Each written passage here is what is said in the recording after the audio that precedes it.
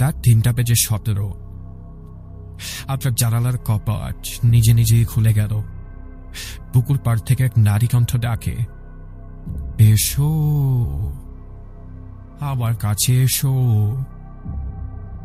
আপনার টেবিলে রাখা লাল তাবিজটা কাঁপতে শুরু করে, নিঃশ্বাস আটকে যায়, ঘড়ি থেমে যায় রাত 3:17। আপনি সুইচ অন করতে গেলেন, কিন্তু বাতাসে কাঁচা মাংসের পচা গন্ধ।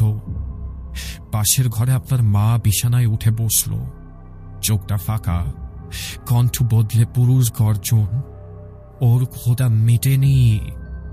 মেটেনি ওর খোদা। একজন তান্ত্রিক আপনাকে বলেছিল পশ্চিমাংশের তাবিজ পুঁতে দিতে। আপনি ভেবেছিলেন সুস্থ হবে।